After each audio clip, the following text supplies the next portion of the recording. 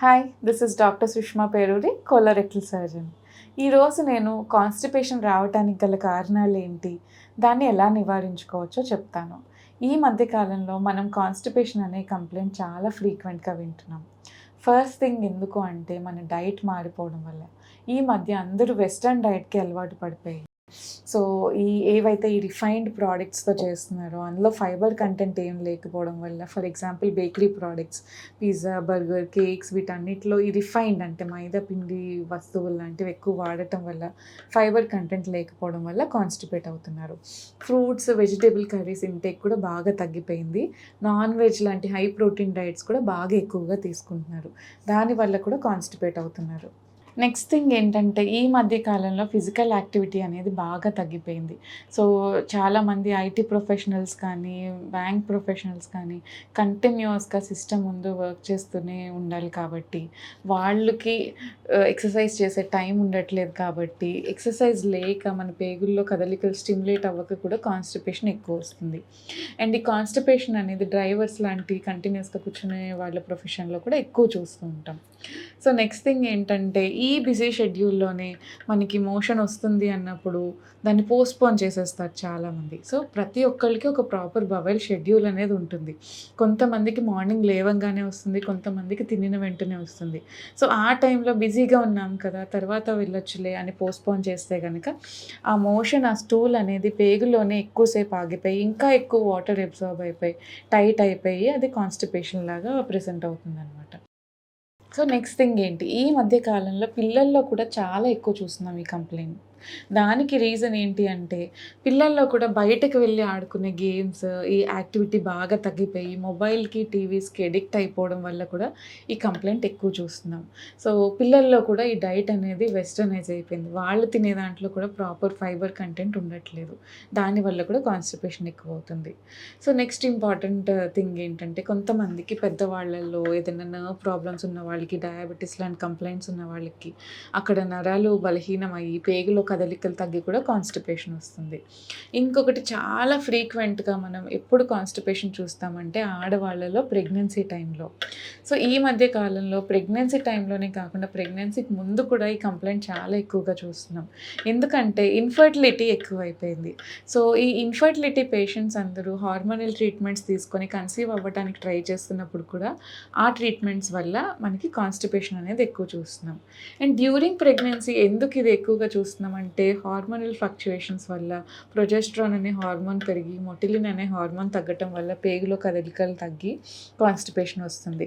ఇంకొంచెం pregnancy advance అయ్యే కొద్దీ లోపల బిడ్డ ఎదుగుతూ ఉండడం వల్ల కూడా అది పేగుని కంప్రెస్ చేసి కూడా కాన్స్టిపేషన్ వస్తుంది.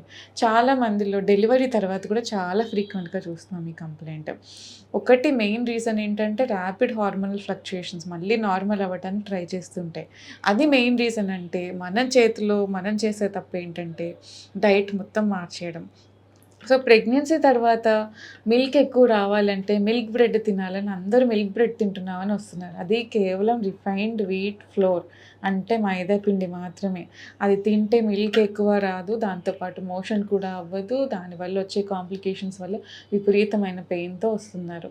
సో ప్రాపర్ డైట్ అనేది మెయింటైన్ చేసుకోవడం కూడా చాలా ఇంపార్టెంట్. వెజిటేబుల్ కర్రీస్, ఫ్రూట్స్ ఇవన్నీ కూడా డెలివరీ తర్వాత ఇంక్లూడ్ చేసుకోవాలి. Next thing medications. సో కొన్ని రకాల మెడికేషన్స్ లైక్ సైకియాట్రిక్ మెడికేషన్స్ ఇవన్నీ కూడా కొంచెం పేగుల మీద ఎఫెక్ట్ చూపించేవి కూడా కొన్ని కాన్స్టిపేషన్ తెస్తూ ఉంటాయి. ఐరన్, కాల్షియం లాంటివి కూడా ఇలాంటి కాన్స్టిపేషన్ తెస్తూ ఉంటాయి. ఒక్కొక్కసారి కొంతమందికి ఇరిటబుల్ బవెల్ సిండ్రోమ్ అంటాం. ఈ ఇరిటబుల్ బవెల్ సిండ్రోమ్లో ఏంటంటే కొంతమందికి ఎక్కువ లూజ్ స్టూల్స్ వచ్చేస్తుంటే కొంతమందికి కాన్స్టిపేషన్ అనేది వస్తూ ఉంటుంది. సో ఇలా కాన్స్టిపేషన్ ప్రిడామినెంట్ ఇరిటబుల్ బవెల్ సిండ్రోమ్లో కూడా మనం ఈ కాన్స్టిపేషన్ చూస్తాం. నెక్స్ట్ థింగ్ ఏంటి అంటే మనకి క్యాన్సర్. సో క్యాన్సర్ ఏంటంటే ఒక్కొక్కసారి పేగుల్లో గెడ్డలాగా పెరిగి మోషన్ని అబ్స్ట్రక్ట్ చేసి ఆ మోషన్ అనేది ఫ్రీగా అవ్వనివ్వదు. ఒక్కొక్కసారి మనం ఆడవాళ్ళలో రెక్టోసీల్స్ అంటాం. అంటే ఏంటంటే ఈ రెక్టమ్ ముందున్న వెజైనాలోకి జారిపోతుంది అనమాట. సో జారిపోయినప్పుడు ఏమవుతుంటుందంటే మోషన్ అక్కడికి వెళ్ళి ఇరుక్కుపోయి కాన్స్టిపేషన్తో ప్రెజెంట్ అవుతూ ఉంటారు. సో ఇప్పుడు అసలు కాన్స్టిపేషన్ డెఫినేషన్ అంటే ఏంటో చెప్తాను మీకు. సో కాన్స్టిపేషన్ అంటే ఏంటంటే వారంలో 3 సార్లు కన్నా తక్కువ పాస్ చేస్తే కాన్స్టిపేషన్ అంటాం. సో చాలామంది పేషెంట్స్ వచ్చినప్పుడు మీకు కాన్స్టిపేషన్ ఉందా అంటే నాకు లేదు అంటారు. ఎందుకంటే మేము డైలీ పాస్ చేస్తాం అంటున్నారు. కానీ డైలీ పాస్ చేసిన మోషన్ హార్డ్‌గా వస్తున్నా అది కాన్స్టిపేషనే. మోషన్‌ని ముక్కి స్ట్రెయిన్ చేసి పాస్ చేసినా కాన్స్టిపేషన్ ఉన్నట్టే. నెక్స్ట్ థింగ్ ఫింగర్‌తో ఎవాక్యుయేట్ చేయాల్సొచ్చినా అది కాన్స్టిపేషనే. సో మోషన్ అయిపోయి ఇంకా ఏదో ఉండిపోయింది అనే ఫీలింగ్ ఉన్నా సరే కాన్స్టిపేషన్‌తో సఫర్ అవుతున్నట్టే. డాక్టర్‌ని వెళ్ళి ఇమ్మీడియేట్‌గా ట్రీట్మెంట్ తీసుకోండి. సో దీన్ని కాన్స్టిపేషన్ రాకుండా ఉండాలంటే మనం తీసుకోవాల్సిన జాగ్రత్తలేంటి? First thing dietary modifications. ఇందాక చెప్పినట్టే ఈ bakery products, refined wheat products, high protein diets ఇవన్నీ అవాయిడ్ చేసి వాటర్ ఇంటేక్ ఎక్కువ తీసుకుంటూ లైఫ్ స్టైల్ అంటే ఫిజికల్ యాక్టివిటీ, ఎక్సర్సైజ్ లాంటివి మీ లైఫ్ స్టైల్‌లో ఇంక్లూడ్ చేసుకుంటే మ్యాక్సిమం కాన్స్టిపేషన్ కరెక్ట్ అయిపోతుంది. ఇవన్నీ ఫాలో అయిన తర్వాత కూడా కరెక్ట్ అవ్వకపోతే ఇంకొన్ని కరెక్షన్స్ చెప్తాను. ఫస్ట్ థింగ్ ఏంటంటే మీకు బవెల్ మూవ్‌మెంట్ వస్తున్నప్పుడు పోస్ట్‌పోన్ చేసుకోవద్దు.